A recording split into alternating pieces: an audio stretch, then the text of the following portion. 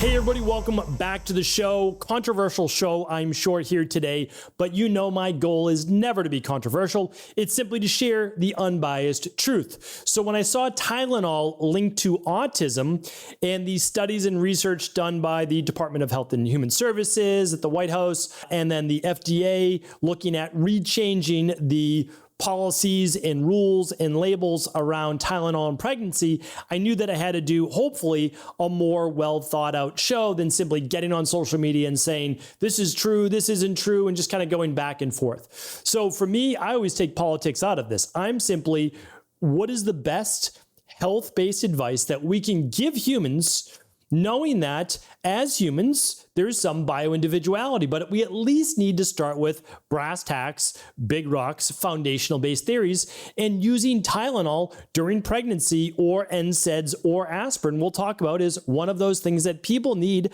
general guidelines on. So having said that, and again, me saying that we need to be fair with all of these things, I think it gave people the wrong point of view.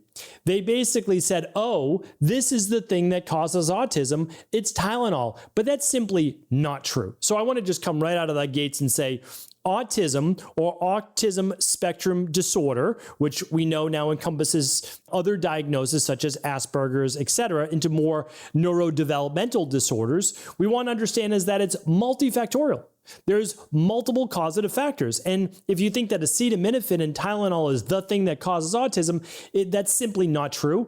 And so I don't know that that was necessarily RFK or anybody's thing was to say that. I don't think that that was it. But when we put out this one thing like Tylenol is now linked to autism, there is some evidence of that. So if we're taking an unbiased perspective, we want to share this, is that there were some handful of studies that show that acetaminophen consumption and the increase in that led to then greater causes of autism. Now, there were also a handful of studies that show that there was no connection.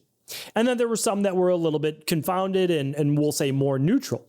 Now, there were later studies done that actually did what's called, this was done in 2024, it was published in JAMA, a sibling-controlled study. So it looked at large population based, and it started when using standard models, so comparing mothers who took acetaminophen versus not, there were marginal associations with autism and ADHD. So it's always been known for some degree that taking acetaminophen also increased ADHD, not just neurodevelopmental or autism. We'll just use autism as a more encompassing term just for this podcast, but not to be, insensitive to other imbalances, disorders, etc. But when comparing the full siblings, so I want to get all of this in, controlling for genetic and many shared environmental factors, the associations disappeared. This reduction or elimination of association in sibling control analysis argues strongly against the simple causal interpretation. That's where I'm at. I would love to say this is the silver bullet. It's Tylenol. I want to share with you other points. It can be Tylenol as part of it, because what happens is that Tylenol also decreases glutathione in the liver. Why this is important is that if a mother is now exposed to an environmental toxin and a heavy metal that was either unknowingly put in the body or put there through medical-based science, it would then not allow for that metal and or whatever came with it to be detoxed as well. It's important to look at that. Again, not saying causal factor, because I'm going to give you what we look at as the multiple underlying root causes for autism and also how we can help children with neurodevelopmental based disorders. So that's important. It's also important to understand is that a high fever while pregnant could also potentially lead to autism as well. That's important to look at that because most likely the Tylenol is being used if someone has a high fever, which could be dangerous. Hopefully it's not just being used for minor headaches, etc. Now, I want to share something else as well. Tylenol has never said that it's safe for use during pregnancy. This is really important. I know that this goes back almost 10 years, that Tylenol has said that we don't recommend using Tylenol, acetaminophen during pregnancy. And it's been well known for many years that aspirin and Advil, the generic inside of Advil would be ibuprofen, is also dangerous. So there doesn't seem to be a good pharmaceutical over-the-counter pain-based medication or fever-based medication when pregnant. So now what ultimately needs to be done is we need to weigh options. How high is the fever? Does it need to be controlled through medication? And is that the lesser of two evils? Okay, if that's the case, maybe there's a time and place for something like acetaminophen, Tylenol, but never, in my opinion, really being careful with aspirin and ibuprofen. All right, so next we looked at the overall review. There is an association. There's something there. We want to, if possible, not use Tylenol, not use aspirin, not use Advil when pregnant. We might look towards other more natural herbs as needed. I'm not going to go over those here today because we're talking more medical based today, but it's something to look into. And of course, you can always speak with your doctor as well. But the risks have always been known. I also want to look at it another way though. We know that there's maybe Tylenol is causal in autism, maybe not. But we know it's not healthy, just like caffeine. Now, caffeine in pregnancy can lead to miscarriage, low birth weight, and possibly certain other metabolic-based effects in the baby. So caffeine during pregnancy is also not great. Does that mean that if a woman had a miscarriage, it was definitely from caffeine? No, almost impossible to say.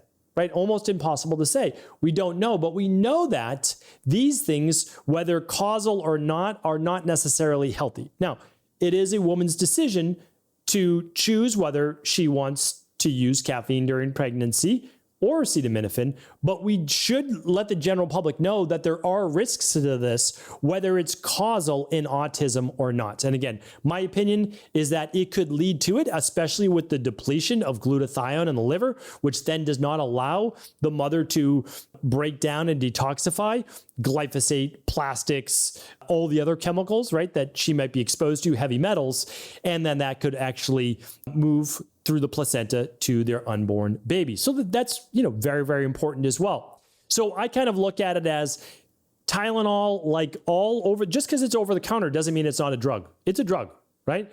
Taking pseudoephedrine for allergies is a drug, even though it's over the counter. Tylenol is a drug. NSAIDs are a drug, non-steroidal anti-inflammatory drugs, right? That's your Advil, your ibuprofen, etc.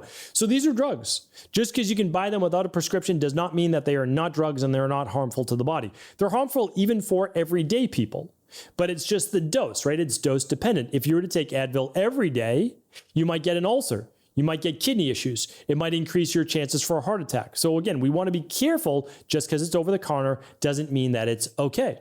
And so my goal is whenever, because I've worked with children and families with autism for many, many years. I mean, we're dating back for me at least 15 to 17 years of working with children. And as, like I said, always the family with autism. And I always go back to say, okay, 50 years ago, it was 1 in 2,000 children with autism. All right, 50 years ago. Around 2000, which is the CDC's, right, Center for Disease Control, CDC's first report, it was around 1 in 150. So that was the big jump. It went in 20 years to about 1 in 150. Now, many people will say it is because of how diagnosis was done. I agree to a degree that it allowed for a larger diagnosis of children with autism based on, because autism is essentially a survey by the doctor, okay? So it's a lot like, I don't want to make any analogies. I want to keep autism on its own, but that's what it is. There is not a specific blood test that we can use right now or anything like that. We can look at gut dysfunction. We'll talk about that in a moment. But there was an increase in diagnosis. However, if you are in the medical-based profession, and you've been doing this for a while, I can tell you for sure it's not just the greater amount of diagnosis. No doubt about it. It's simply not.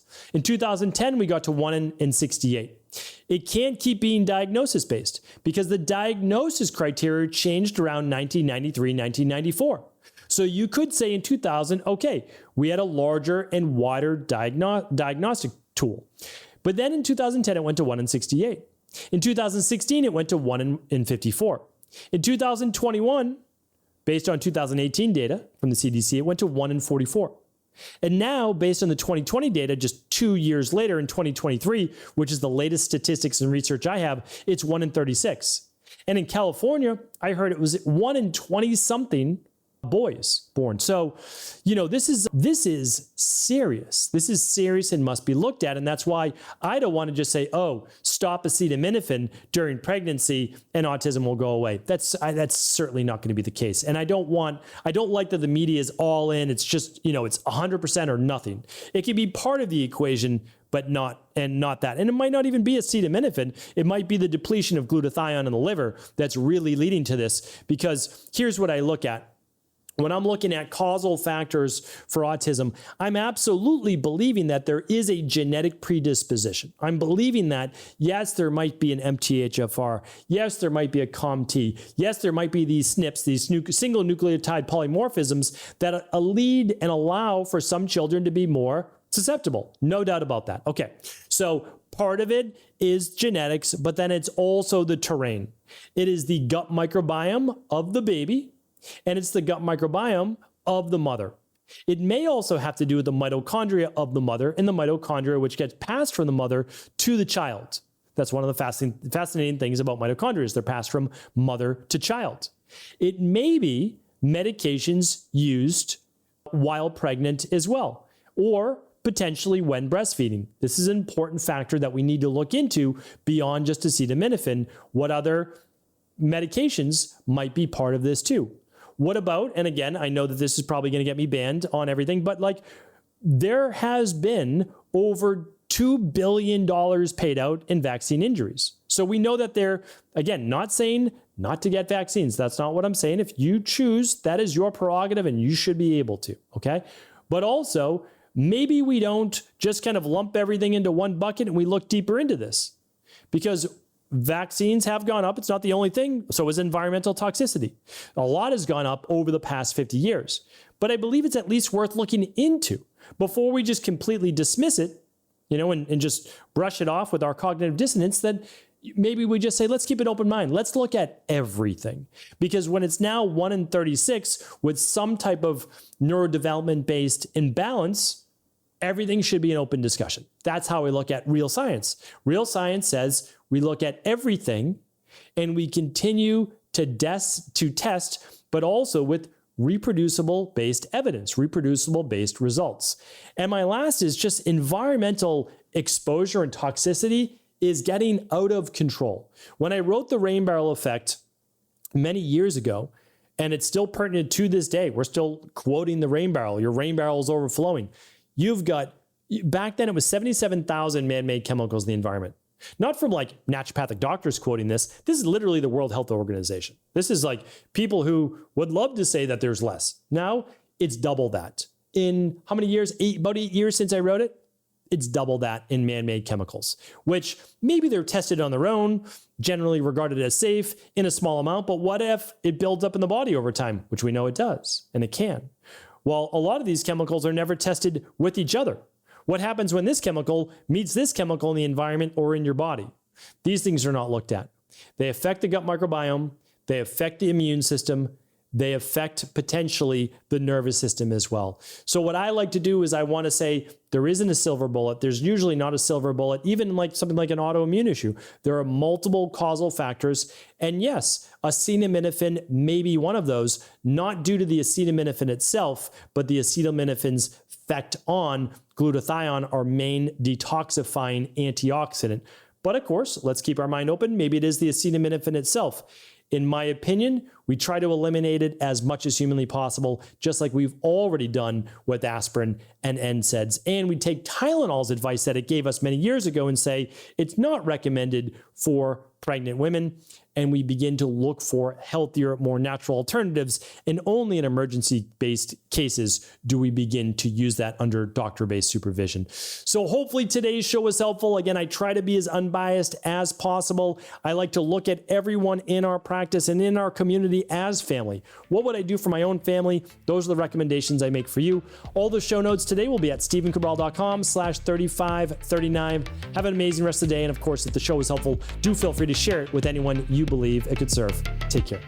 Thanks so much for tuning into today's show. Before you go, don't forget to hit that subscribe button. I want to make sure that you're getting our daily content, not missing out on anything functional medicine, wellness, weight gain, weight loss, anti-aging, living longer, stronger, and all of the most cutting-edge research. And if there's any topics you want to hear, feel free to leave them in the comments below. Take care.